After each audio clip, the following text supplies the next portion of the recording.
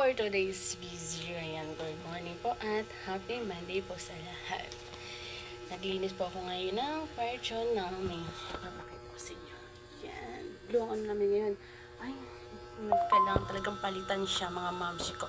Para yung best friend mo, kailangan ng palitan kapag plastic sa'yo. Char!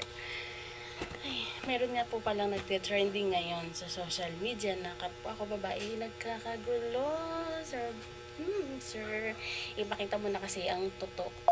Sino ba talaga ang pinalit mo kay Ma'am Jessa para hindi na nagkakagulo, diba? Sino ba yung pinalit mo? Bakit kasi ayaw bang ipakilala sa amin? Charm! Tismosa lang ang peg. Ay, wait. Ayan. Pero nga pala akong water bottle. So, malapit na ngayon ang pasukan. So, kailangan na natin ng water bottle para sa ating kids. Dahil sobrang init ngayon. Nabili ko lang to dito sa TikTok. Kasi sobrang ganda niya talaga, mamsi ko. Patao sa inyo ha. Kahapon lang siya dumating. Mabilis. As in, ang bilis ng delivery niya.